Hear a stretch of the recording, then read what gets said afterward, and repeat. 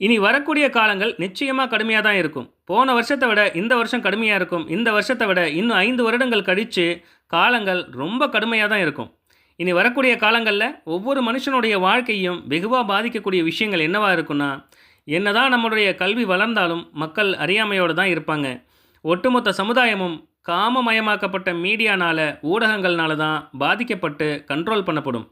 எந்த தலைமுறையுமே இல்லாத அளவுக்கு இதுக்கு மேலே வரக்கூடிய தலைமுறைகள் கவனச்சிதறலோட தான் வாழ்க்கையை நடத்தும். நாட்டில் ஒவ்வொரு வீட்லையும் குறைஞ்சது 2 பேர் மதுவுக்கு அடிமையாக இருக்காங்க. அந்த எண்ணிக்கை அதிகமாகிக்கிட்டே தான் இருக்கும். இந்த நூற்றாண்டில் மன அழுத்தத்தாலையும் மனநோய்கள்னாலையும் பாதிக்கப்படக்கூடிய மக்களுடைய எண்ணிக்கை வெகுவாக அதிகரிக்கும். வாழ்வியல் சம்பந்தப்பட்ட நோய்கள்னால ஏற்படக்கூடிய இளம் வயது மரணங்கள் அதிகரிக்க தான் செய்யும். கொரோனா போன்ற உயிர்கொல்லி நோய்கள் வேறு வேறு பெயரில் வந்துக்கிட்டு தான் இருக்கும். என்னதான் வாழ்க்கை ரொம்ப சின்னது அப்படின்னு மக்கள் உணர்ந்தாலும் ஊரை அடித்து உலையில போடுறவனுடைய எண்ணிக்கை அதிகமாகிக்கிட்டே தான் இருக்குது. பேராசனால் நாட்டில் லஞ்சம் ஊழல் அதிகரிச்சுக்கிட்டே தான் இருக்கும். நேரடியாக திருடுறவன் நேரடியாக திருடிட்டு தான் இருப்பான். மறைமுகமாக திருடுறவன் மறைமுகமாக திருடிட்டு தான் இருப்பான். ஒவ்வொரு வருஷமும் படித்த பட்டதாரிகளுடைய எண்ணிக்கை அதிகரிக்கிற அதே சமயம் நம்மளுடைய வேலையில்லா திண்டாட்டமும் அதிகமாகிக்கிட்டே தான் இருக்கும். என்னதான் திறமை இருந்தாலும் படித்தவனில் 50% மேலே பல லட்சம் பேர் 30 வயசுக்கு மேலேயும் வேலை கிடைக்காம தான் சுற்றிக்கிட்டு இருப்பான். பெரிய கம்பெனிகளில் லட்சத்துக்கு மேலே சம்பாதிச்ச பல கோடி பேரை பெரிய நிறுவனங்கள் வேலையை விட்டு தூக்கிட்டு தான் இருப்பான்.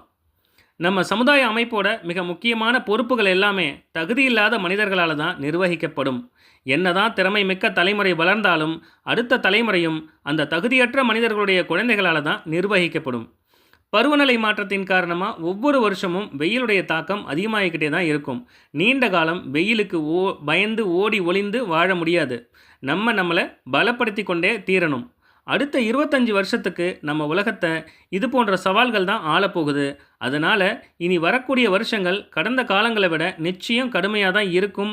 இந்த பிரச்சனைகளை சவால்களை தாங்கி இதில் போட்டி போட்டு வெற்றி பெறக்கூடிய சந்ததிகள் மட்டும்தான் நிலச்சி நிற்கும். நம்ம சந்ததிகள் பொருளாதார ரீதியாக மட்டும் இல்லாமல் மனதளவிலும் சரி உடல் ரீதியாகவும் சரி ரொம்ப பலமாக சாமர்த்தியமாக இருந்தால் மட்டும்தான் வாழ முடியும். குழந்தைங்களை பொத்தி பொத்தி வளர்க்காம உடல் மற்றும் மன உறுதி, அரிய திறமைகள் மற்றும் முக்கியமாக கவனத்தை குவிக்கும் திறன் போன்ற சாமர்த்தியங்களோடு வளர்த்து விழிப்புணர்வோடு செயல்பட்டால் மட்டும்தான் இந்த கடுமையான காலங்களில் நம்ம வாழ்க்கையை தக்க வச்சு உயிர் வாழ முடியும்.